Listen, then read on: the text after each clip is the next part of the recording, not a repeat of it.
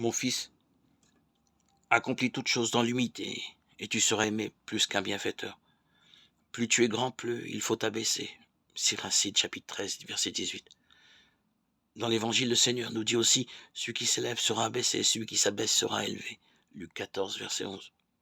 C'est une clé évangélique de la réussite, l'humilité du Christ. Lui, de condition divine, ne retint pas jalousement le rang qu'il égalait à Dieu. Mais il s'est anéanti, devenant semblable aux hommes. Philippiens 2, 6. Son humilité est liée à son obéissance, sa docilité, sa conformité à la volonté de son Père. Le Fils s'est fait obéissant, c'est-à-dire qu'il est tout offrande à son Père. C'est pourquoi il a été élevé, exalté, glorifié et exaucé en tout. C'est aussi le secret de son autorité sur les hommes. L'humilité et la charité vont de pair. Sans cette humilité, il n'y a pas d'amour qui soit durable, étincelant de Dieu. Comment suivre ce chemin escarpé? En recevant les dons de Dieu dans un esprit de gratuité et de louange. Qu'as-tu que tu n'aies reçu? 1 Corinthiens 4, 7. Si nous avons tous reçu de Dieu, nous lui en sommes donc redevables.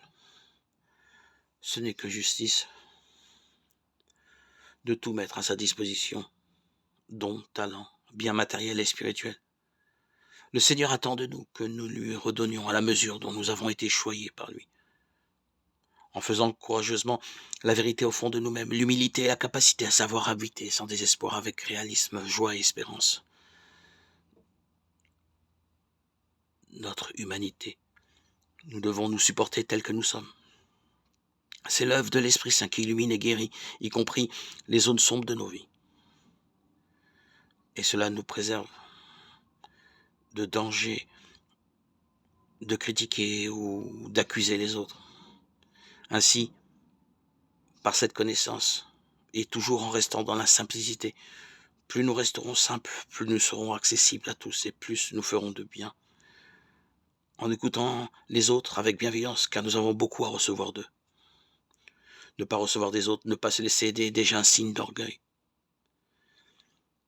Et ainsi, nous pourrons accepter les humiliations liées à notre faiblesse, aux incompréhensions et parfois à la malveillance des autres. Toutes ces recommandations peuvent concourir à la gloire de Dieu, pourvu que nous soyons dociles à l'esprit.